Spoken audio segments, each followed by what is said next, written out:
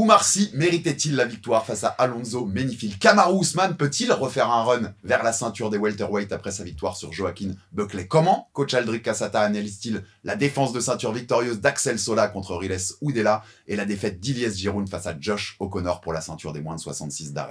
Pour son 7e épisode, Aldric Enerby fait le tour de l'actualité d'un week-end très chargé en MMA entre Atlanta et Marseille. Générique.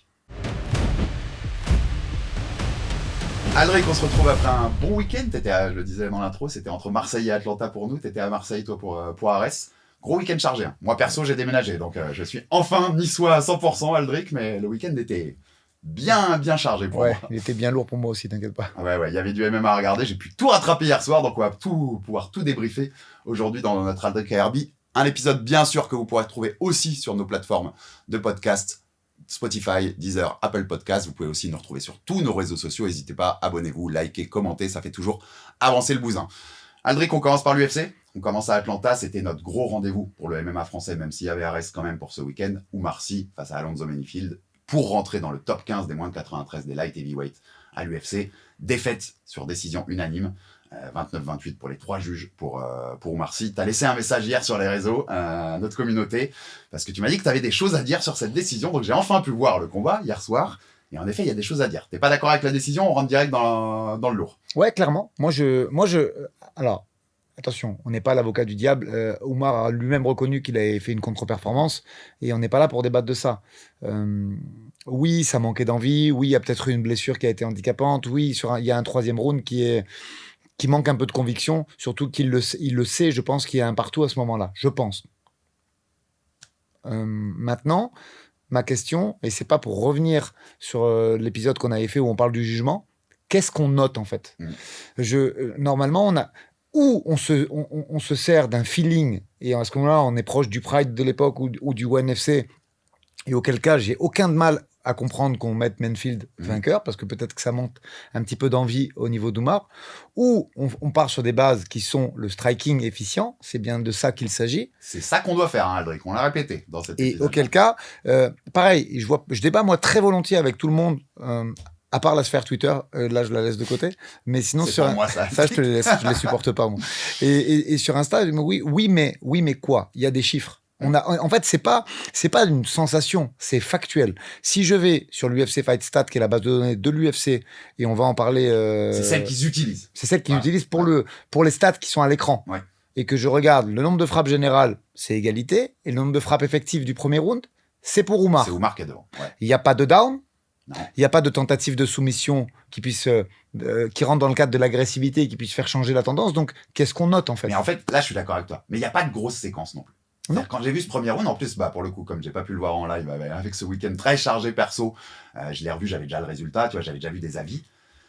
Sur le premier round, moi, j'ai l'impression que les 10 dernières secondes, elles font la diff. L'impression que laisse Menifield sur sa dernière accélération, moi, je suis à peu près sûr que pour le... Je suis d'accord, mais s'il fait un down, je suis d'accord, mais il touche pas. Non, mais comme il n'y a pas grand-chose, cette dernière impression, moi, c'est le feeling que j'ai eu en regardant le truc, là. Je me suis dit, ça a fait basculer le truc.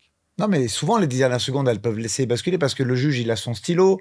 C'était un round très serré. Donc, on va faire un petit rappel des stats. Je crois que sur le nombre de frappes totales, ils sont à égalité. Et Oumar a plus de frappes effectives, même si elles sont comptées effectives, mais elles sont pas déterminantes. Non. Ça, j'en conviens. Hein. Je suis pas l'avocat d'Oumar, moi. Et ça, c'est une nouvelle fois, tu sais, on en avait déjà parlé. Moi, j'ai le même problème en boxe. Des fois, qu'est-ce qu'est une frappe effective, en fait? C'est ça. Parce que le mec qui met les stats, qui est devant un écran et qui appuie sur ça, lui, il est pas dans la cage ou dans le ring, tu vois. Donc, il ressent. Des fois, tu peux avoir un ressenti d'extérieur qui est pas le vrai ressenti. À ce moment-là, on enlève la réglementation, on dit, on fait au feeling du vainqueur, on fait sur l'impression générale. Quand je dis un autre débat, en fait. Oui, voilà. Ouais. Mais là, si on doit se juger à des chiffres, pour moi, c'est Oumar qui gagne péniblement, on va le dire, hein, le premier round, et puis c'est tout.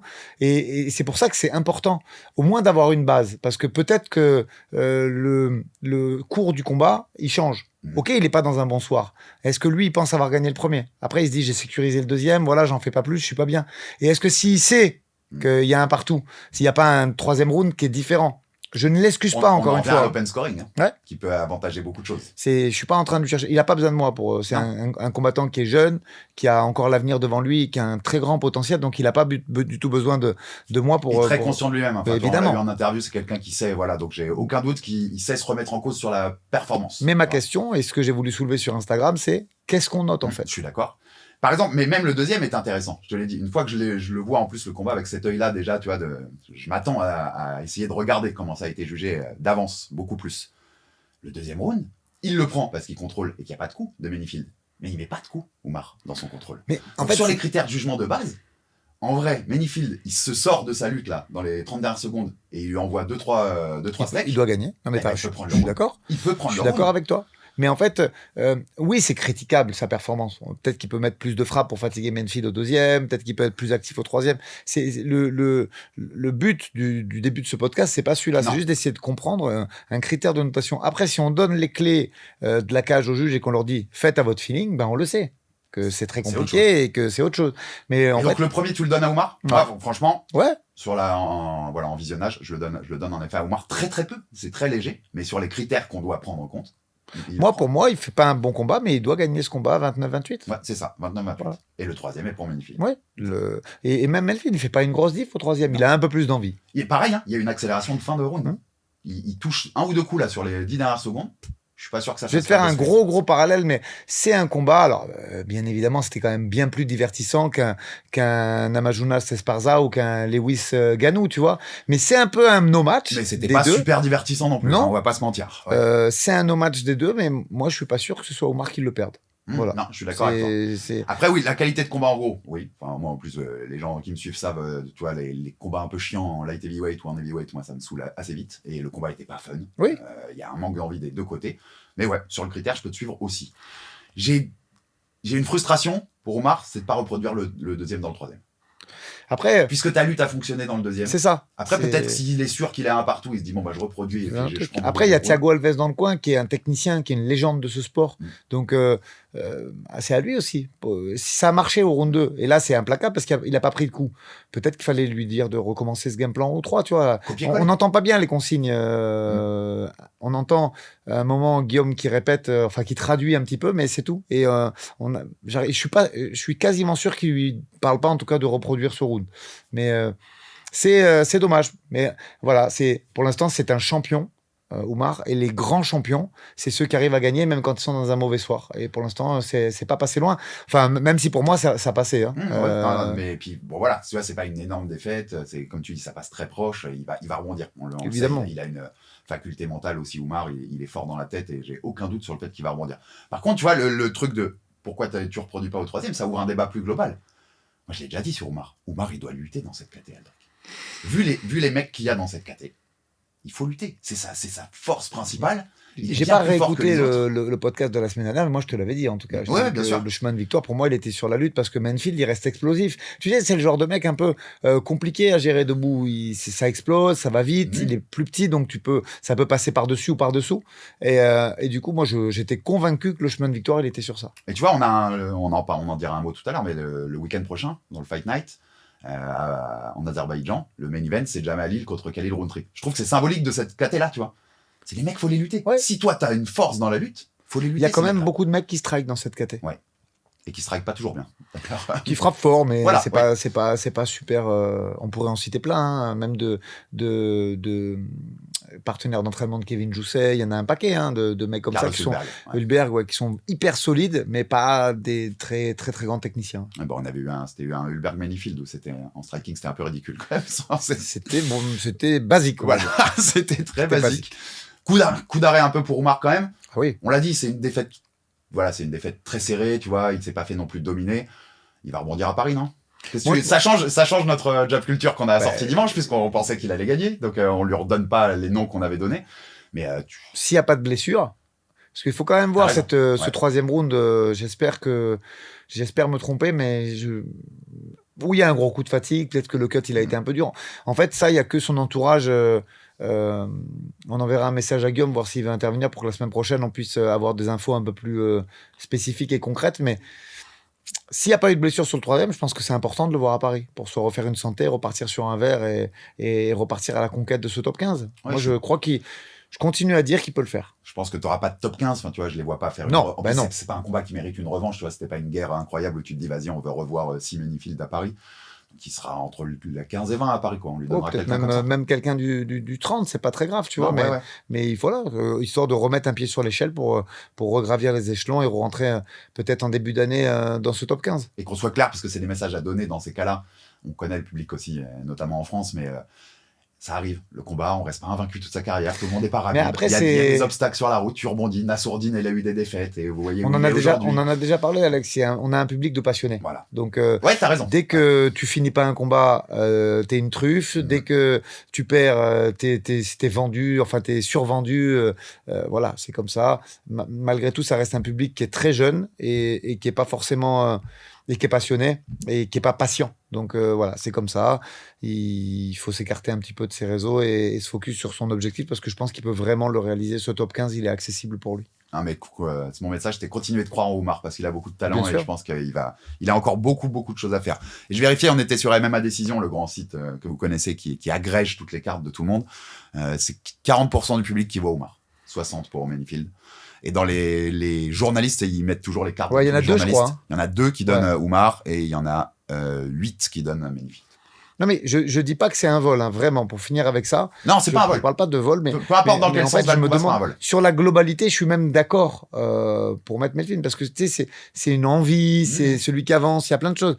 Mais si on s'en réfère aux critères qui existent aujourd'hui, qu'est-ce qu'on note? Et moi, je vois 29-28 pour Oumar. Point. Et je te dis, tu as raison, question d'envie, mais si c'est Oumar qui fait les 2 accélérations de fin de round, 1 et 3, je suis pas sûr que ce soit pas lui qui prenne le truc. Ça peut se jouer à ce niveau de détail dans des combats où il y a très peu de choses en fait à analyser, vraiment.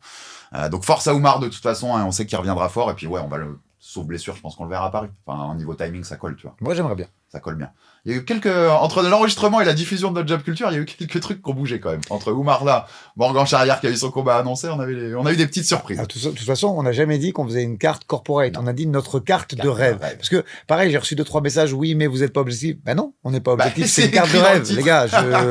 Non, au moment où on en est, c'est facile de comprendre comment ça marche. Vous voyez, les annonceurs, les lanceurs d'alerte du MMA, quand ils envoient des messages aujourd'hui, les matchmakers de l'UFC, ils matchent entre juillet et tout début août. Donc, évidemment, sur une carte qui est le 6 septembre, il y aura peut-être 1 ou 2 noms d'annoncés d'ici une dizaine de jours, mais on n'aura pas de carte réelle avant un petit mois, 3 semaines, 1 mois. Donc, on ne peut pas objectivement savoir ce qui va se passer. C'était notre carte de rêve, effectivement, avec des accessites top 15 pour une majorité des acteurs français, parce qu'on a envie de les voir à ce niveau-là, point. Et dernière petite réflexion sur Menifield, parce que c'est intéressant, parce que ça rejoint un des débats qu'on avait eu dans notre Jab Culture sur le scoring. Il y a 2% du public qui, le round 1 comme le round 3, mettent draw, 10-10. Mais il faudrait en mettre Est-ce que c'est pas des cas? Tu te rappelles, on l'avait dit, le premier, t'es pas loin de te dire que ça peut être un draw, en fait. Parce que si frapper fort dans la garde, ça te permet de passer en round, faisons du volleyball alors. Hein. Non, tu vois ce que je veux dire? Donc, le 10-10, il peut s'entendre en vrai, dans un cas comme ça. Moi, je suis pas en train de dire que c'est le combat le plus excitant de l'année, hein, ni qu'on a été volé, mais qu'est-ce qu'on note? C'est vraiment, si on doit retenir une phrase de ce combat, pour moi, c'est celle-là. On note quoi? Si on en est sur une impression globale, je valide. Sinon, pour moi, c'est pas justifié. Complètement d'accord. On passe à Kamaru Usman, qui faisait un retour. Ça faisait presque 2 ans, octobre 2023, contre Chimaev. C'était la dernière fois qu'on l'avait vu dans la cage, l'ancien champion des welter, contre Joaquin Buckley, qui lui était sur une grande série, et c'était un peu le mec qui montait chez ses moins de 77. Usman, il a rappelé qu'il était Usman, Aldric. Domination sur les 4 premiers rounds, du basique Kamaru. Je te lutte. Cadrage, lutte. Grande pente. Mais basique, peut-être encore efficace. mieux que le Kamaru Prime, parce que, alors, petit fait de combat, Fight Fact, j'invite les gens à regarder, on le voit, je crois, sur le résumé Non, on le voit sur le combat original d'RMC et pas sur le résumé. Pendant qu'on est en train d'appeler Buckley, il le regarde dans les yeux, il fait une attaque aux jambes, ce qu'on appelle en langage de lutte un genou-pied. Juste pour peut-être passer le message que ses genoux vont bien et qu'il est capable de lutter. Donc j'ai adoré, moi, le message qu'il lance à Joaquin. Il l'a passé au micro, d'ailleurs, aussi. Il a dit fermez-la tous, ceux qui ont parlé de mes genoux sur Internet. Ouais. Après, j'ai trouvé le mix. Là, par contre, clairement, sur les 4 premiers rounds, on est sur une masterclass de mix. C'est-à-dire que sur le striking effectif, il empêche Buckley On sait que Buckley, il a des techniques un peu de ninja. Il est capable de mettre des coups de pied retournés. Il a une garde un peu kung-fu par moment. Il peut être très difficile à lire. Donc, il arrive à annihiler le jeu de Buckley, même si je pense qu'il y a eu beaucoup de réussite. Parce qu'il y a 2-3 fois où Buckley, il frappe de près en boxing range et sur des uppercuts, sur des frappes vraiment puissantes. Si ça touche, c'est un peu pareil. Je vois ce que tu veux dire. Ça peut parasiter. Mais il a beaucoup c'est pas la meilleure perte de Buckley, hein, pour le coup. Non. Alors, c'est l'adversaire en face qui provoque ça aussi, mais c'est pas la meilleure perte. Mais pas que. Moi, je pense quand même qu'on a vu une très grosse faiblesse de Buckley sur le scramble et sur le dos. C'est-à-dire que je pense que c'est étudié du clan de Kamaru. On a vu Henry Hooft, d'ailleurs, dans son coin, qui était un peu relégué au... Il n'était pas coach de striking, il était plutôt relégué au rang de un peu head coach game plan sur ce coup-là, puisque c'était Trevor Whitman, le coach de striking. Donc j'ai bien aimé le mariage des deux. Que dire d'autre la faculté de changer, parce qu'on a du takedown contre la cage sur le premier, du single leg, de l'attaque aux jambes façon autobus un peu en même temps, plutôt lutte libre. Et ça faisait longtemps qu'on n'avait pas eu un Kamaru aussi varié dans ces années au sol. Mixe, tout ça. Ouais. Et avec des frappes effectives aussi. Hein. Et au sol, ça a frappé. Hein. Exactement. Tu vois ce qu'on disait tout à l'heure. Qu'est-ce que tu fais de ta lutte aussi ? Lui, il en fait du dégât. Donc, il score dans les critères. Je trouve que c'est quand même un combat. Voilà, tu vois la différence, en fait, entre un Kamaru Usman, c'est un combattant d'élite. C'est l'élite de l'élite. Buckley, tu vois une limite quand même, je trouve. Il reste jeune. C'est un bon top 10, mais c'est pas du là, il y a des faiblesses. Il y a des faiblesses sur le dos. Alors, on pourrait dire que c'est des faiblesses en grappling, pas forcément, mais il a des faiblesses sur le dos qui ont fait... En fait, j'ai revu un peu des phases du MMA d'il y a 15 ans. C'est-à-dire que, en fait, tu le mets sur le dos, tu as gagné le round quasiment. Même s'il est très dur à mettre sur le dos, c'est des choses qui doivent pas arriver. Et je te garantis que tu peux mettre Sean Brady sur le dos, mais par contre, t'en fais pas ça. Non. C'est-à-dire que s'il est sur le dos, Sean Brady, il reste pas 4 minutes sur le dos. Ses moyens de défense sont beaucoup plus développés. Tu vois ce que je veux dire ? Donc, c'était un combat quand même qui s'est très bien passé pour Kamaru, parce que aussi, on a vu un Buckley assez faible en fait dans ses séquences. On reparle des genoux parce qu'on l'avait dit dans la preview. C'était la grande interrogation. Ouais. Est-ce que ses genoux sont pas finis ? Parce que quand il dit fermez-la, Kamaru, il est gentil. J'adore Ousmane, mais c'est lui qui avait parlé de ses genoux. C'est lui-même qu'on avait parlé il y a plus de 2 ans déjà, et on le voyait sur les images et les choses. Tu vois, on sait pas. On n'a pas tous tapé un délire sur ses genoux comme ça en l'inventant. Alors qu'il soit mieux aujourd'hui, ok, mais c'était normal d'avoir des doutes, non ? Non, mais il est venu en mode vénère un peu. T'as vu, il a émis il était vénère. Il a émis le drapeau du Nigeria après sur son visage. Après tous les rounds, t'as vu comme il regardait. Après, Buckley, il peut être chiant, il trashole beaucoup. Il connaît, hein. Mais j'ai bien aimé. Moi, de le voir énervé et conquérant comme ça. Je reste un petit peu pessimiste sur le rush parce que là, à mon avis, ça va catapulter tout de suite. Après cette perf, l'UFC, ils vont capitaliser dessus et on va le voir soit sur un combat très proche du titre, soit même pour le titre. Moi, je le vois pas exclu d'un Islam. Ouais. De toute façon, c'est Islam JDM qui va se faire après. Il prend le gagnant. Tu penses que lui possible ? Moi, je pense que d'un point de vue business, ça fait grave sens en fait pour l'UFC. C'est une star, Ousmane. Hein, ils vont croiser. Je pense qu'on va revoir Shavkat. Peut-être contre un Brady, peut-être contre un autre prospect de cette division, un Belal, pourquoi pas, combat qui devait se faire et qui s'est pas fait. À moins d'une énorme perf, parce qu'on n'oublie pas, hein, le MMA, c'est la culture de l'instant. Là, c'est Ousmane qui a marqué les esprits. Malgré tout, il n'a pas fini. Si derrière, tu as un Brady qui finit ou un Shavkat qui finit fort, on sait très bien que tout peut basculer. Ça peut switcher aussi, ouais. Mais... sur le papier, je pense qu'il a sa carte à jouer. Il y a un pourcentage de change important qu'on puisse le voir pour la ceinture après. Et si c'est pas la ceinture directe, il y a un mec contre qui tu as envie de voir Ousmane pour tester un peu ? Moi, j'aurais bien aimé, mais ça va pas se faire puisqu'il est monté de KT et il fera plus 77. J'aurais bien aimé qu'il refasse Chimaev sur 5 rounds. Je veux juste vérifier quelque chose. Mais Shavkat, j'aimerais bien, en vrai. Ouais, même Belal, moi, j'aimerais bien. Ouais. Tu vois ? Alors, il a toujours dit qu'il voulait pas s'affronter, je crois, déjà, et tout. Mais moi, j'aimerais bien voir, tu vois. Je sais pas... Tu vois, vu qu'il a cette victoire-là, il mérite d'essayer de refaire un run. Si t'as un peu de temps, si JDM Islam se fait pas tout de suite ou quoi et qu'il veut recombattre vite, un de ces noms-là, ça nous intéresse. Je pense qu'il le fera pas, tu vas voir. Il va rester en attente du title parce qu'il n'avait pas combattu depuis 20 mois. Je vois pas pourquoi il reprendrait un combat à 3-4 mois, tu vois. Il mérite.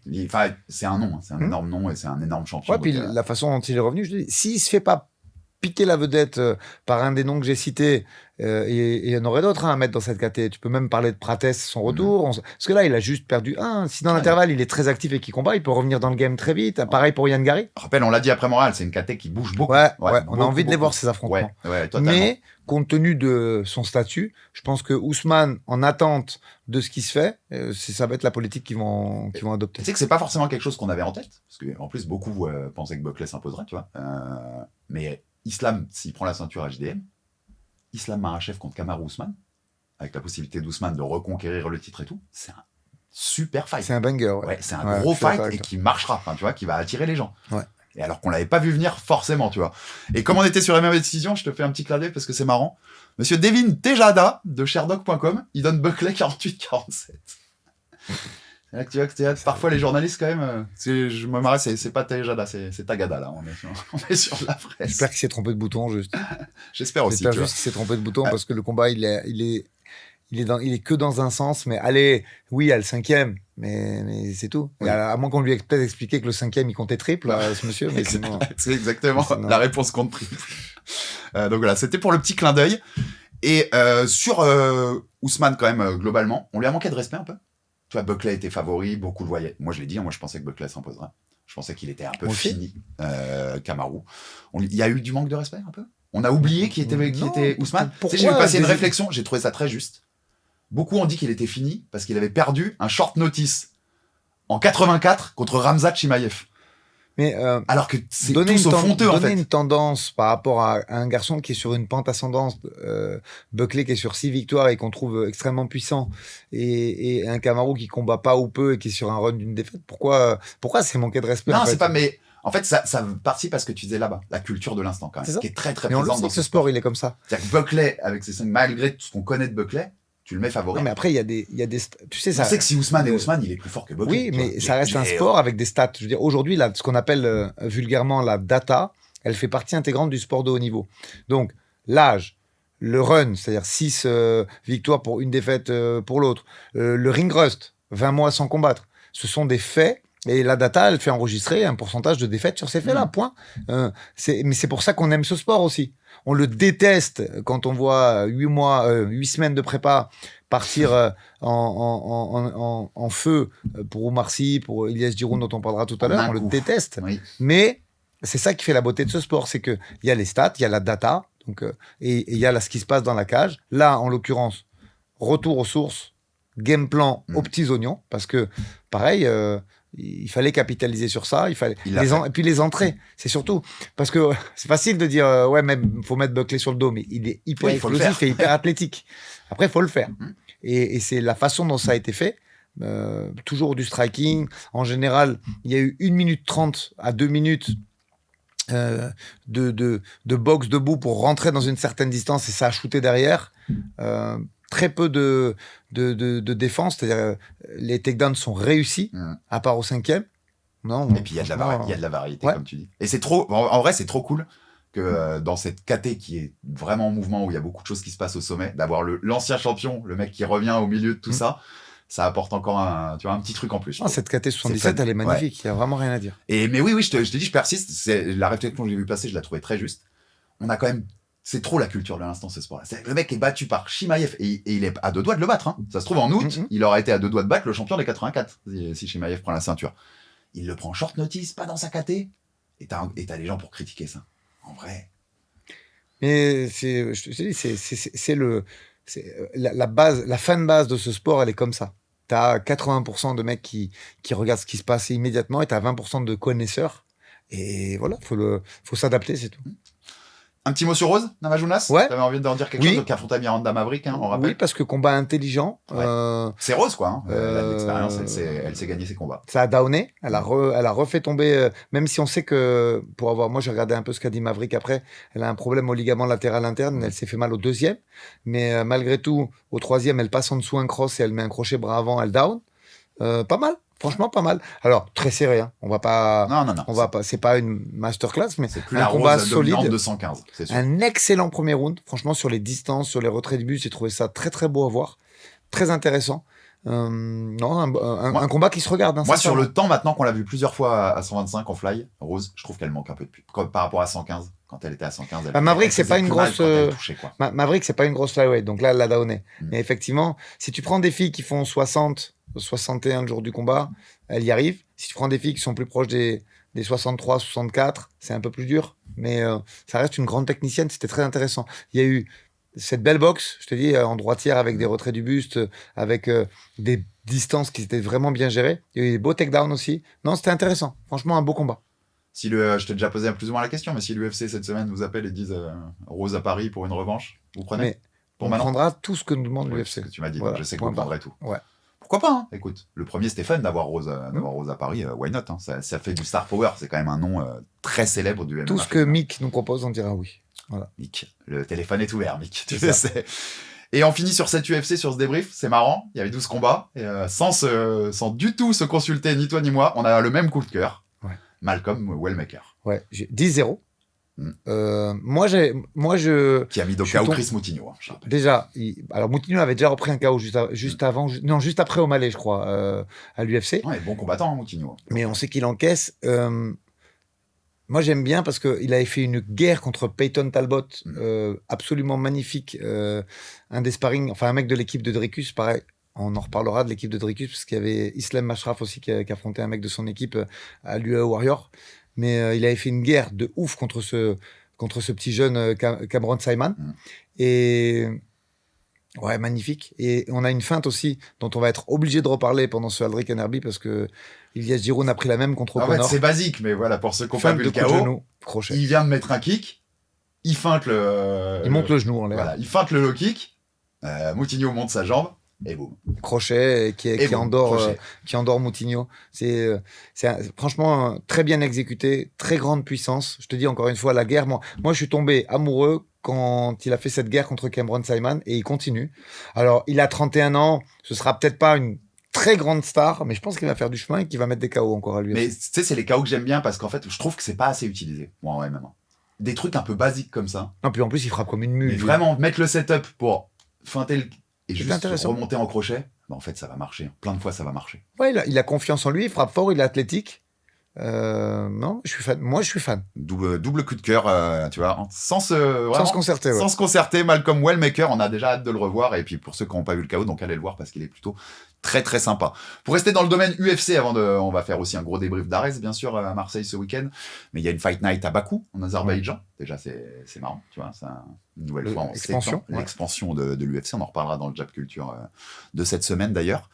Jamal Hill contre Khalil Rountree en main event. J'ai aussi du Rafael Fiziev, Ignacio Bahamondes, du Curtis Blade, Rizvan Kouniev. Un combat marrant, c'est Melissa Mullins contre Daria Zelezniakova. C'est une revanche d'Arès qui se fait à l'UFC. Ça peut donner des idées pour d'autres choses. Hein. Et Tofik Moussaïev contre Mick Tibek au Rollby, je pense que ça peut être un bon combat aussi. La carte est plutôt fun pour le coup. Ouais, ils ont pris pas mal de... Qu'est-ce qui t'intéresse le plus dans tout ce qu'on a dit? Fiziev, le retour quand même. Ouais, Fiziev Bahamondes. Donc le combat va être cool. Ouais. Fiziev, intéressant de voir comment il est après ce retour de blessure, après ces semaines passées, cet entraînement, c'est intéressant. Blade quand même. Parce que soit il perd son statut de trio de tête un petit peu. Non, là, il joue gros, là. Pour la caté poids lourd, il joue gros. Pour Blade, c'est important. Ouais. Aussi. Et tu vois, ce qui m'excite le moins, mais c'est aussi la caté et les mecs, mais c'est le main event. En fait. Bon, après, il Rountree, ça risque d'être une sacrée boucherie quand même. Hein. Heureusement qu'il y a Rountree. Moi, tu le sais, je te l'ai déjà dit, Jamal Hill, c'est pas ma cam. Ouais, bah, c'est un mec qui devrait pas que boxer, mais qui fait que boxer. Ouais. Moi, j'ai juste envie de voir s'il va rester en face. Il boxe mal, en plus. Enfin, tu vois, on va... Ouais, il frappe fort, quoi. C'est juste quelqu'un d'athlétique, tu vois. C'est juste un physique. Mais Rountree, par contre... Aldric, on n'est pas là, moi, je l'ai déjà dit. Alors, c'est très perso, ça. Mais pour moi, tu prends les 10 dernières années, je vois pas qu'il y ait le pire champion UFC que Jamal Hill. Techniquement, sur ce qu'il est capable de faire. On le refera plus tard dans un débat, parce que là, je t'ai mis la question. Ouais. Mais je vais déjà te dire oui à 80%. Peut-être Peña. Je suis pas loin de dire que Peña, c'est... Oh, Peña, elle frappe fort pour une fille, quand même. Aussi, donc mais je la mets au-dessus. Moi, je te dis, Jamal, je le mets tout en bas. Donc... On fera ce débat là plus tard, mais c'est pas un combattant qui m'excite. C'est pas un combattant qui m'excite. Et là, heureusement qu'il y a Rountree parce que ça peut donner plus sympa. Bon, ça risque de faire une belle guerre, quoi. Ouais. Et puis, il faut que je vérifie, mais je sais pas à l'horaire où ils le font. J'ai pas regardé. Est-ce que c'est moi, plus... je crois que c'est un local. C'est dans nos horaires européens. Ouais. Ouais, je pense aussi. Donc c'est cool, c'est toujours un UFC que nous on peut voir. Ouais, c'est pas un 2h du matin, quoi. Ouais, donc c'est toujours un plaisir quand même sur ça. On passe à Arès, Aldric, parce que t'étais au charbon ce week-end du côté de Marseille. J'ai pas pu venir. Je serai là sur les prochains, mais déménagement oblige, je pouvais pas faire ce déplacement Nice-Marseille. On commence par le main event. Ouais. Axel Sola qui redéfendait sa ceinture des moins de 70 kilos contre Riles Oudela, le local, le Marseillais. Axel qui se fait mettre down au premier round. Ça ressemble un peu d'ailleurs à ce qu'il avait pris. Ouais, c'est pas le même. Hein. Là, c'est Axel qui shoot en low kick. C'est sur le scénario. Et c'est une gauche qui arrive mi-cross, mi-ligne, un petit peu de Riles qui arrive bien, par contre, détendu et vraiment. Et qui down, c'est pas le même down non plus. Non. Mais il touche fort. Il frappe fort. Celui de Daguerre était plus violent. Ouais. Le down était un vrai gros down. Et t'as raison, c'est pas le même techniquement. C'est le scénario ressort. C'est ça. Ouais. Après, ça a joué. Ça a vraiment joué. Donc il finit par s'imposer par décision parce qu'on l'a pas dit. Il conserve sa ceinture. Qu'est-ce que t'as pensé de la performance globale? Alors, déjà, une chose, je voulais reparler de Riles parce qu'il y en a plein qui se limitent à c'était en dessous de Axel.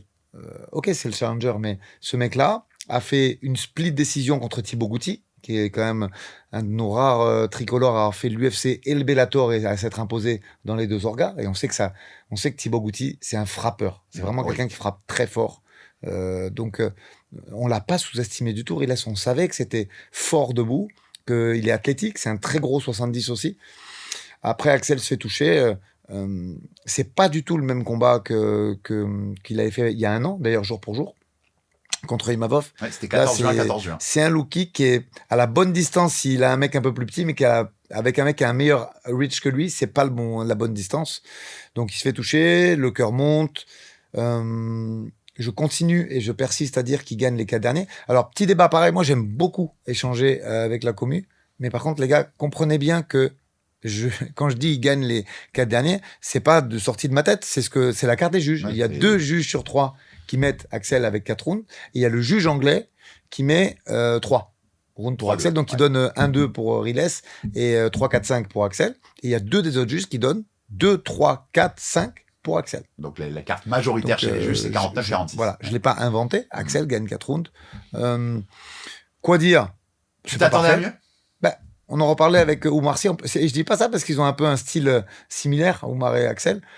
C'était pas un très bon soir, on va dire franchement. Et c'est la 4e défense de titre. C'était je sais pas, peut-être 45e, 50e combat amateur et pro. Il y a des jours où t'es moins bien au bureau. Il est pas aussi bien que d'habitude.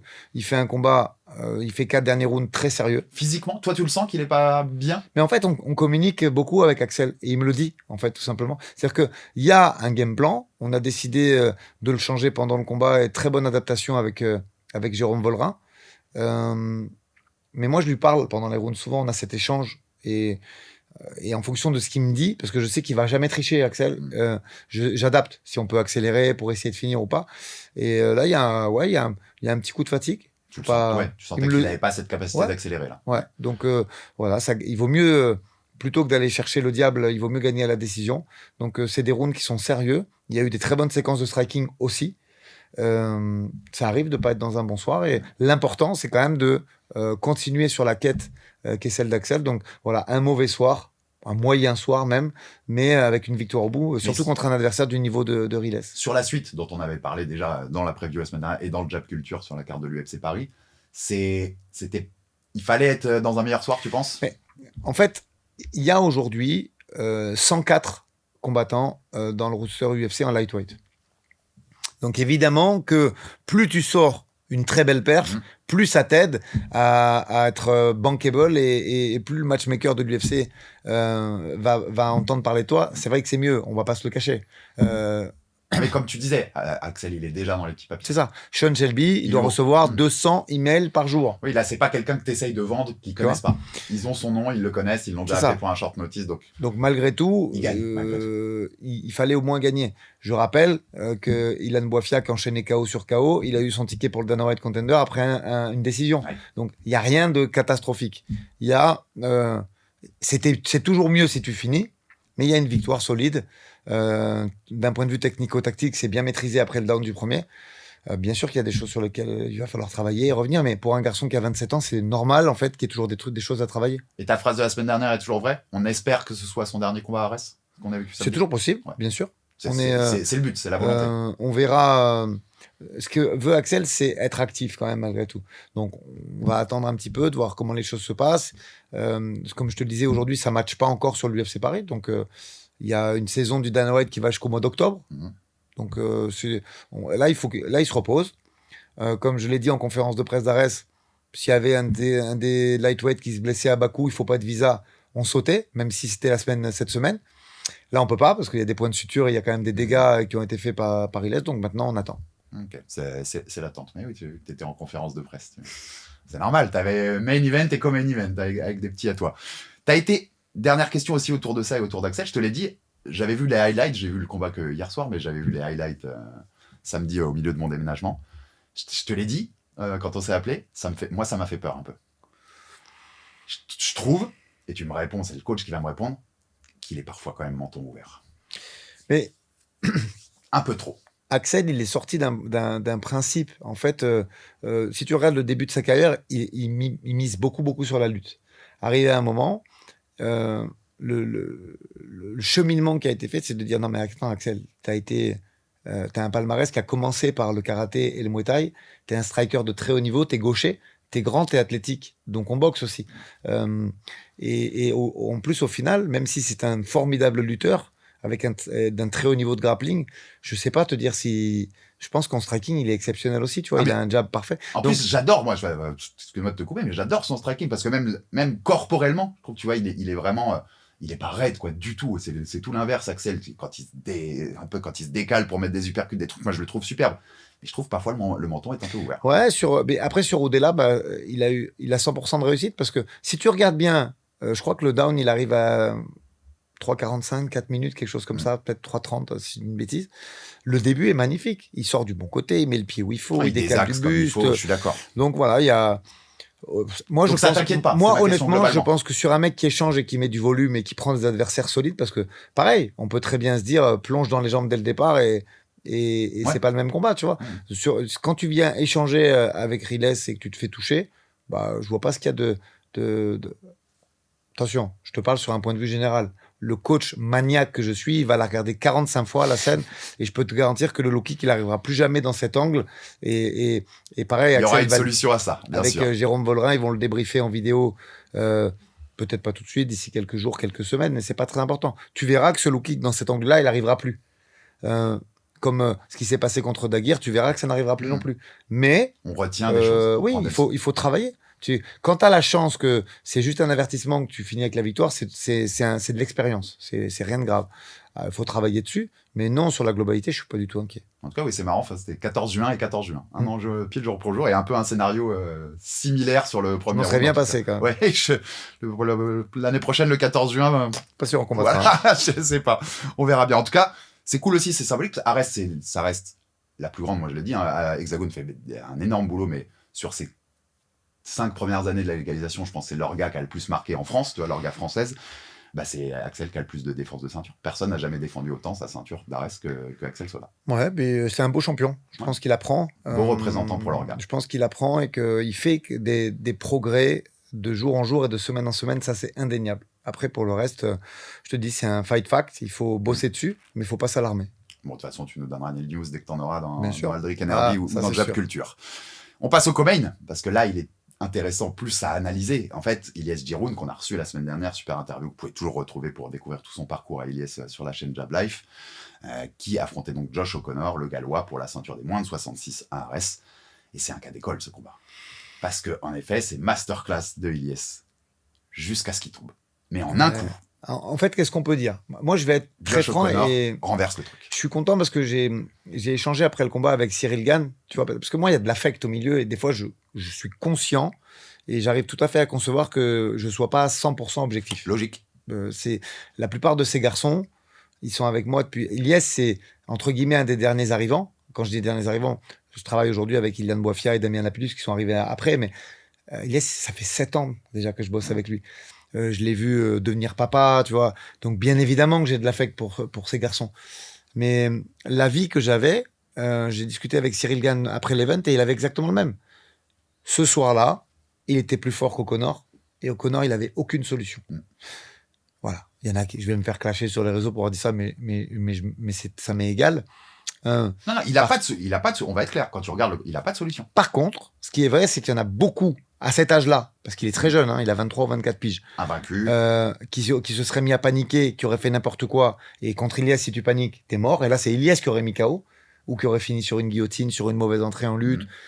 Et là, le petit, il bénéficie d'une aura, il continue à avoir confiance en lui, il continue à travailler, il fait pas n'importe quoi, et ça finit par toucher.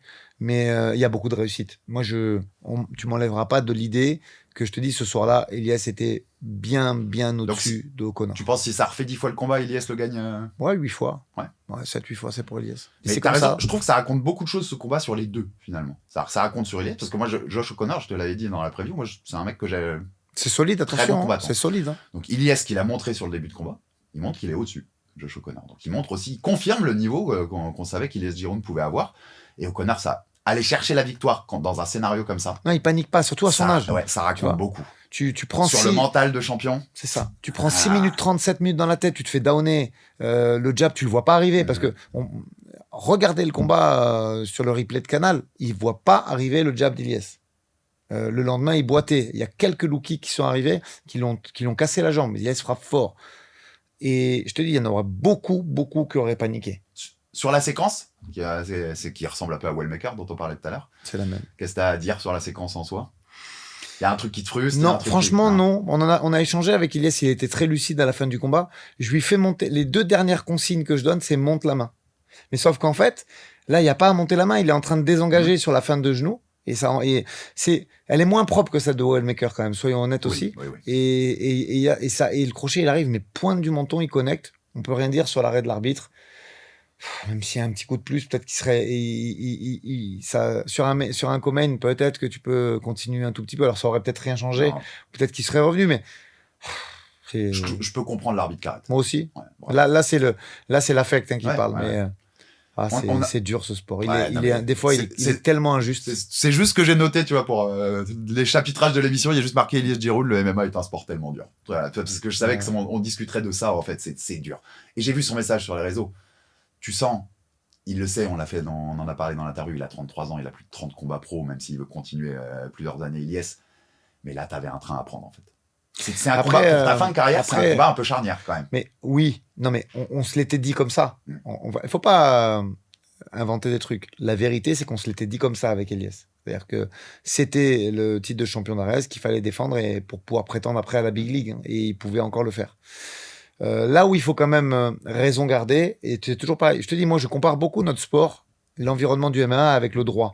Et en droit français, c'est les faits qui comptent. Tu vois, pour la jurisprudence, pour les trucs. Et des noms, je t'en sors maintenant, là. Kael Prepolek, 35 ans. Et là, il y en a qui vont me dire, ouais, mais alors attends, Aldric, c'est un short notice. Ah, ok, je dis très bien. Mais ça arrive quand même. Ouais. Issa Isakov, qui a participé au Dana White Contender Series, à 35 ans. Même management. Guillaume Pelletier, tu sais ce qu'il te reste à faire, je le regarde à la caméra. Hein. Mais. Oui, ça veut pas dire que c'est foutu. Voilà. Mais des chances, il y en aura encore. Mais le meilleur train possible, tu l'as. Mais évidemment raté. qu'on est déçu. Évidemment que l'heure est à la déception. Mais moi, je pense qu'il faut se remonter les manches, guérir psychologiquement de cette défaite.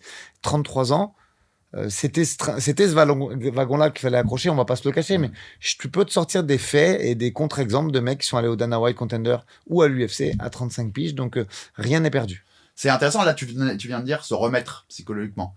Ton travail de coach, là, pour un Ilyes, par exemple, là, tu vois, dans les jours et semaines à venir, il est plus là-dessus? C'est plus tu vois, il n'y a pas de technique, c'est du mental. Mais non, mais là, il faut couper. Là, je vais te dire un truc. Là, clairement, le coach, il va lui envoyer des messages cette semaine, tout ça, mais il doit le laisser tranquille. C'est sa famille, là, qui doit faire le... Là, honnêtement, c'est l'entourage, l'environnement familial qui doit faire le travail. Pour remettre bien. Ouais, pour qu'il puisse se changer les idées, qu'il puisse repenser à autre chose que ce sport.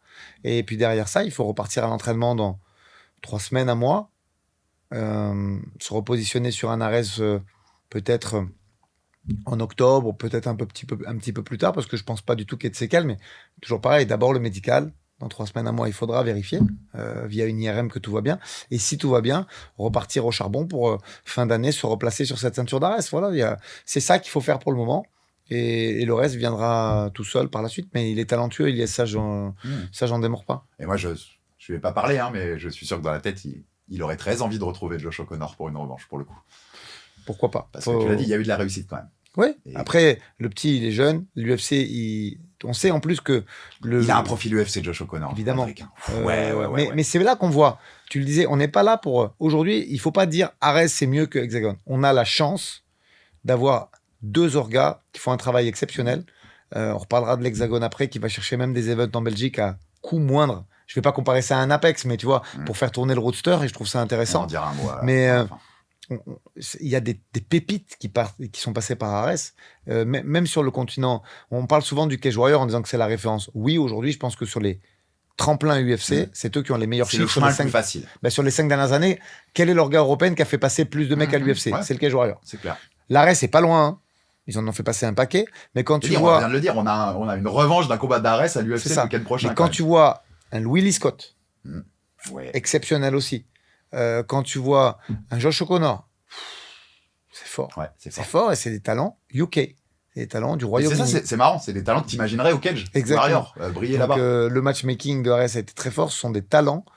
Et 23 ans, c'est quoi là? C'est 9-0 ou 10-0 peut-être. Je crois qu'il était à 9 juste avant. À vérifier. Il vient de battre Ilyas Giroud, même si nous, on sait que c'est avec beaucoup de réussite, c'est les faits qui comptent. Il y a le vert et je pense que ça va décoller dans pas longtemps. Ça. Tu sais, tu le connais, hein, le highlight qu'on voit, c'est que la fin. Tout le combat où il est dominé avant, donc je pense que ça, peut-être pas tout de suite, mais UFC Londres, ça va partir. Il a un package, je te le dis souvent, le MMA, tu le sais, c'est un package aussi. Il a tout ce qui va avec, c'est con, mais même le nom. Josh O'Connor, ça claque. Voilà, c'est comme ça. Tu sais, je dis souvent, moi, tu peux pas être ballon d'or si t'as pas un nom qui claque un peu dans le football. Il y a un package global à vendre. Avant de parler un peu de l'Hexagone dont tu parlais du week-end à Courtrai en Belgique, des petits débriefs de ce qu'on a moins vu, qui était moins dans l'œil de l'actualité, mais on avait une revanche pour Amin Ayoub. Ouais, Amin Ayoub. Pedro Souza, c'était à l'événement 971 Fighting Championship où Mokaev était en main event, et donc short notice, et il nous a fait une revanche, Amin, pour une victoire. KO premier round. Gros big up à Amin, bien sûr, je crois qu'il était en vacances à Marrakech. Mounir Lazez, francophone, tunisien qui est parti s'entraîner à Dubaï, qui était à l'UFC il n'y a pas encore si longtemps, qui a monté son orga en fait. C'est l'organisation de... C'était le deuxième événement. Voilà, c'est son orga. Et 971, c'est son gym aussi, où je crois qu'il y avait le camp de la BTT. Oui, d'accord, quand ils ont été là-bas. C'est son gym aussi. Donc, très très bon gars, Mounir. Je ne sais pas s'il regardera le podcast, mais on lui passe un gros big up. Et voilà, short notice. Le gars, il voit que l'adversaire qu'il avait à Hexagone se retrouve son adversaire, catchweight 77, je ne sais même pas s'il repasse par la France et il va se battre, et il le met KO au premier round sur un bel enchèvement d'ailleurs. Je crois que c'est coup de crochet qui touche et finit au sol, bien, propre, rien à dire. Bien sûr que on est loin du très haut niveau, mais voilà, il prend ça en short. Il fait le boulot. Je pense que j'ai envie de te dire que c'était plus alimentaire qu'autre chose ce combat. Il prend prize fighting, on le dira tout le temps. C'est ça, mais il faut le faire. Il a une famille à nourrir. Tu prends pas des coups pour le plaisir, non. Voilà, tu gagnes ta vie. Donc voilà, KO, point, next, on passe à autre chose. De toute façon, on veut le revoir pour la ceinture à Hexagone, je pense. Hein. Apparemment, c'est fait avec Varela, donc c'est intéressant. Ouais, c'est un bon combat. C'est un combat sympa. J'aurais aimé un jour voir un Ayoub Sola, parce qu'on parlait de Sola aussi. À l'UFC alors sur une carte de rêve. On peut pas le voir autrement. Moi, si ce combat il se fait un jour, je veux le voir à l'UFC, et nulle part ailleurs, parce que on se connaît pas plus que ça avec Amin, mais c'est toujours compliqué quand tu as de la sympathie pour les gens et que tu t'échanges avec eux, c'est toujours compliqué de les voir s'affronter. Le Boafia Bégué, il avait... C'est dur. Ouais. Après, c'est pas dur parce que moi je suis dans le train. Non, bien sûr. Tu fais ton boulot. Et je veux qu'il aille là où il doit aller, donc c'est pas dur. Mais après, quand tu revois les gens après le combat, c'est pas des super moments, quoi. Et il y avait un autre événement. Là, j'ai rien vu du tout. Avec moi, mon déménagement, là, je t'avoue, l'UAE Warrior. C'était Arabia versus Africa. C'est toujours des beaux événements où il y a beaucoup de Français. Il y a beaucoup de Français qui sont passés. Et là, il y a Islam Asraf. Donc Islam, c'est on rappelle c'est celui qui a perdu contre Vakitov au Dana White Contender Series. C'était son retour. à 84 kilos. Donc j'étais vraiment. Vakitov, c'était à 93. Il était même monté en poids lourd au PFL et à l'ARES d'ailleurs. Et j'étais très intrigué, moi, de le voir en poids lourd, en 84 parce qu'il est costaud. Ouais. C'est vraiment un bel athlète, Islam. Donc, poids fait, hyper affûté dans la cage. Un très, très beau premier round.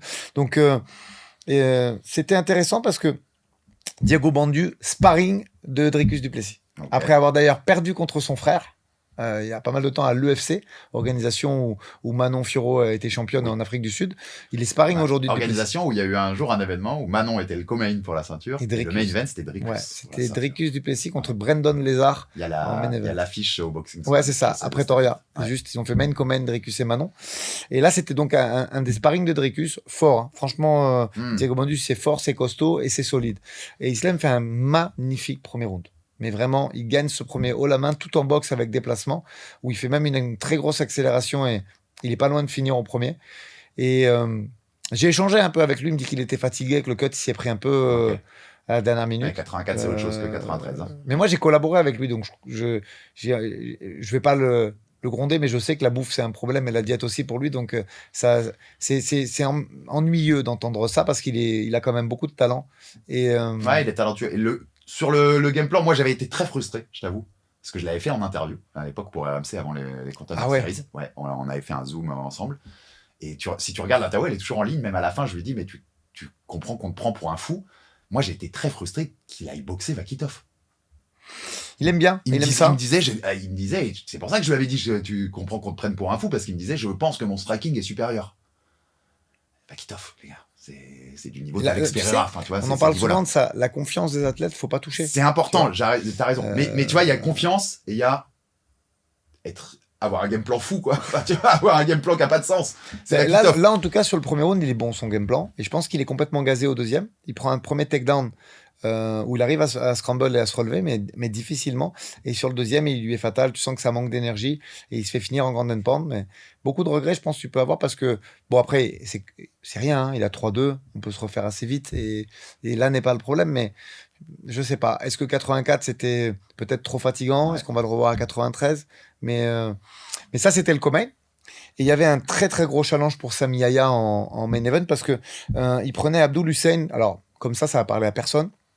Mais invaincu et sur pas mal de victoires d'affilée. Sa dernière défaite, c'était contre Mokaev. Donc, c'est pas très grave, hein, au final, de perdre contre Mokaev. Ouais. Depuis 4 ans, il était invaincu. 13-2, 180e mondial. Et donc, ça aurait pu propulser Sami dans le top 200 Fight Matrix. Et malheureusement, peut-être que la marche était un poil haute. J'ai pas envie de dire ça parce que ça veut dire qu'il n'était pas à sa place. Mais ça, on ne saura jamais. Il se fait toucher très tôt dans le combat et il se fait finir au milieu du premier round. Donc en fait, on peut pas savoir. C'est un combat avec un mauvais scénario dès le départ. Il se fait toucher. Mais on avait donc main et co-main de cette UE Warrior avec 2 Français. Et malheureusement, c'était pas un week-end fabuleux pour le MMA français, ça c'est le moins qu'on puisse dire. Non, mais ce qui est cool, ça montre encore une nouvelle fois qu'on a beaucoup, et on le sait, on a beaucoup de potentiel, beaucoup d'athlètes forts en France, et ils sont partout en fait. Quand tu vois les événements MMA à travers la planète, bah, tu as des Français un peu partout qui perdent, qui gagnent, c'est la vie du combat. On peut pas toujours tout gagner, comme on le dit, faut s'enlever ça de la tête. Et on finit par une preview un peu du Hexagone à venir. Donc on disait Hexagone MMA 31, ils rejoignent Ares, ils sont sur le nombre d'événements à Courtrai en Belgique. Petite dédicace aussi à Morgane Dehaye qui est sur la carte, que j'aime beaucoup, la combattante comme la personne, donc dédicace à elle. Et puis il y a Wally Tandia contre Sahel Walizada. Ouais, j'ai regardé un peu Sahel Walizada, attention, hein. Alors il n'y a pas beaucoup de combats, ça c'est certain, il a un seul combat, mais c'est un mec qui est très actif en grappling et en jiu-jitsu. Donc, c'est un compétiteur en jiu-jitsu. Donc, c'est un peu le duel, même si on sait que Wally Tandia, c'est très complet. C'est un peu le duel striker contre grappleur. C'est le 3e combat pro pour Wally, on rappelle. Qu'est-ce que tu as pensé, toi? Qu'est-ce que tu penses? C'était ce qui était intéressant de parler de ce co-main event, mais qu'est-ce que tu penses du début de carrière de Wally Tandia, de son potentiel? Il a énormément de potentiel. Moi, j'en avais déjà dit, j'en avais parlé dans les émissions. Je trouve qu'il était très symbolique d'un truc où on met beaucoup les amateurs en avant et on leur met une pression folle avant qu'ils soient à 0-0. On en parle comme Enfin, ils sont à 0-0, on en parle en pro, on en parle comme de pépites absolues, de crack.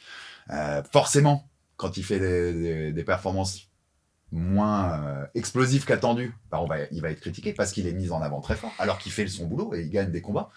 Mais tu vois, je trouve qu'il est dans une position pas facile, il a du talent. Moi, je suis content qu'il ait pris un peu de pause là. Parce que tu sais, le début de carrière à Hexagone, il y avait l'idée de je reviens dans 3 semaines et je reviens dans machin. Prends le temps de grandir. Prends le temps de t'entraîner, de grandir. J'ai envie de te dire, le début de carrière d'un athlète, et vu qu'il est très bien managé, on sait que jusqu'au 4e, 5e, je vais me te dire bien, jusqu'au 5-0, entre guillemets, parce que c'est le but du début de carrière, il est à 2-0. Il sera pas inquiété sur le papier par, par l'opposition. Une grosse opposition. Donc, on a envie surtout d'en voir plus. Là, à l'IMAF, il a montré des belles choses. En pro, il a un petit peu pris son temps sur son dernier combat. Il y avait un petit peu d'opposition quand même. Et là, ce qu'il faut, c'est le laisser gravir les échelons, monter. Et je pense que 4e ou 5e combat, on risque de voir déjà des adversaires plus intéressants et avec plus de hype. Et là, on va voir un petit peu les progrès. Parce que, comme je dis souvent, à cet âge-là, en 3 mois, ils peuvent faire un gros gap de progression. Donc, c'est pour ça que je disais, prends le temps. Tu vois, ouais, plutôt que c'est ok, je comprends l'idée. C'était Stéphane d'ailleurs qui combat en janvier, puis début février. T'as le côté, le petit phénomène qui arrive et qui prend 2 combats en 3 semaines. Mais à cet âge-là, t'as raison. Tu progresses hyper vite. Ouais, c'est ça. Hâte de voir un petit peu ce qu'il va nous proposer. Pareil pour Morgane Day, hein, qui est une féminine, qui est une de nos plus, un de nos plus grands espoirs féminins, pardon, de voir un petit peu le temps qui s'est passé. Son dernier combat, c'était Orange, non? Oui, elle a un super état d'esprit en plus, je trouve. Enfin, tu vois, je dis peut-être une bêtise, mais je crois que son dernier combat, c'était en même temps qu'Ilan Boifia aux arènes d'Orange. Pour moi, c'est Orange. Je sais qu'elle a failli là-bas. J'avoue que c'est en mars. Non, c'était à Poitiers. Ah, elle a refait Poitiers entre-temps. Autant pour moi. Exactement. Autant pour moi. Sur Horoscope, là où il y avait Varela Bivol en main. Et voilà, donc un petit peu de temps qui s'est passé. Dire sur Wally, tu penses qu'on leur met trop de pression à ces jeunes? Alors, il s'en met lui-même, puisqu'il est sur les réseaux, il fait des vidéos, il joue, et c'est normal, c'est le milieu dans lequel on est aujourd'hui, et heureusement qu'ils font ça, les jeunes, parce que c'est comme ça que tu vas gagner ta vie aussi. La partie réseau est très importante aujourd'hui, on en a déjà parlé. Mais on leur met trop de pression. Mais non, mais en fait, on en attend trop vite. Tu fais un match, tu fais une décision, t'es une fraude. C'est comme ça que ce jeune public du MMA... Non, mais même nous, médiatiquement, pas, parce qu'on devrait... Même pas en parler trop, attendre qu'il soit sain, entre 5 et 10 heures. Parce qu'à partir du moment où t'en parles comme on fait là, c'est-à-dire en disant, bah voilà, tu mets des pincettes, on va voir les progrès, on va constater. La vraie carrière, elle démarre à partir de 4 ou 5 combats, c'est là qu'ils sont propulsables, parce que t'as des mecs qui arrivent au Dana White Contender, Ilan Boifia, et il n'y a pas tant de combats pro que ça, tu vois. Mais on sait que ce virage, il est important. Le 5e combat, c'est là que tu commences à être... voire même moins en poids lourd. Regarde, je rappelle, Cyril Gann, c'est à son 3e combat qu'il était à l'UFC. Oui. Et il était déjà réclamé à l'UFC après le 2e. Ils ont fait le 3e au TKO par sympathie pour le TKO. Donc ceci explique cela. On a un public qui est impatient. Et voilà, tu fais un match nul, bah, t'es une fraude. Et tu perds. Alors, je vais même pas utiliser les noms d'oiseaux. Non. C'est comme ça. Mais il faut s'y faire, il faut comprendre comment ça fonctionne, et il faut pas oublier que ce public, il parle comme ça parce qu'il est déçu, en fait, parce qu'il est passionné. Donc, il faut juste prendre ça en considération, et on le digère un peu mieux. On le digère pas facilement, hein, mais un peu mieux. C'est un débat intéressant, parce que moi, je l'ai déjà dit même, je me souviens d'avoir fait une émission, on avait Paul Dena et Alan Landouzi, et je le disais en plateau, il y avait Jérôme Pourreux aussi sur le plateau. Avoir ces amateurs autant dans la lumière, ça me dérange un peu. Je trouve que, tu vois, quand tu commences à peine ta carrière pro, c'est dérangeant par rapport à des mecs beaucoup plus. Tu vois, Elias Giroud qui a 30 combats pro et qui est moins dans la lumière que certains de ces gars-là. Par contre, ça les prépare bien. C'est-à-dire que ceux qui sortiront du lot, ils seront prêts, tu vois, à tous les niveaux. Mais ça fait partie de l'apprentissage. Ils seront prêts partout. Comme je te dis, tu peux aller au Dana White très tôt, très jeune, donc ça les prépare. Et non, je pense pas que ce soit une mauvaise chose. Il faut juste comprendre comment ça fonctionne, c'est tout. Moi, si tu veux savoir pourquoi je suis un vrai psychopathe de la boxe japonaise sur ce week-end de déménagement, il y a un seul truc que j'ai regardé en direct. C'est Yuta Sakai qui faisait son 4e combat pro, un énorme prospect du Ohashi Gym. Et je me suis mis un pauvre lien japonais dimanche matin à 11h du mat pour voir son 4e KO en 4 combats. Ouais, bah d'ailleurs, la passion, tu la remplaces pas. J'étais entre 4 cartons, je te jure, et j'avais mon petit truc avec mon VPN. Tu me fais une passe D rapide, parce que j'ai regardé le combat de Prince Anouala aussi, malheureusement, qui s'incline pour ses débuts. C'est au Rising, c'est vrai. Au Rising, ouais. Et en fait, c'est pas que je voulais pas en parler, c'est que le week-end n'a pas été fabuleux, quoi. Non, t'as raison, globalement. À l'étranger, on a tout perdu. Mais ce serait cool de lui en parler, parce que je pense que c'est une super expérience pour le coup d'avoir vu le Rising, c'est vraiment un truc. Si Prince a envie de venir t'en parler, je pense que ça lui mettra aussi de la lumière, c'est bien. Parce que je sais pas du tout en plus si c'était un one shot, s'il a signé un contrat avec Rising, s'il va être prévu sur d'autres événements. Là, il prenait un Allemand. Est-ce qu'il va aller se frotter encore au poids lourd du Rising? Donc il faudrait qu'il. Ouais, on va se renseigner pour. Là, c'est moi qui te fais une passe D pour voir s'il peut totalement. bien nous expliquer tout ça. Ouais, et puis on se régale dans notre autre passion, Aldric en NBA 2-2 en finale. Ouais. La finale est 2-2, sublime. match à OKC à suivre. Sublime. Donc voilà. C'est du basket de très très haut niveau. Merci Aldric. On se retrouve la semaine prochaine pour un nouveau numéro d'Aldric Narby. Tu coupes quelques jours, je sais, donc profite, repose-toi un peu. Ouais, c'est important. On va couper un peu parce que je pense que sur septembre, il va y avoir encore beaucoup d'échéances qui vont arriver. Et puis là, il y a eu une grosse période quand même de combat là. Ouais. Donc il est temps de recharger les batteries. Le coach est fatigué. Il y a un 6 septembre qui s'annonce, donc il va y avoir des choses à discuter, et puis on en saura peut-être plus assez vite à ton retour. Peut-être qu'on aura déjà des petites news sur des premiers combats. Je pense qu'on aura des tendances. Ouais. Notamment pour Manon d'ailleurs. Merci à tous, abonnez-vous, likez, commentez, donnez-nous vos suggestions, vos commentaires sur tous nos débats, ça fait toujours avancer Jab Life et la chaîne.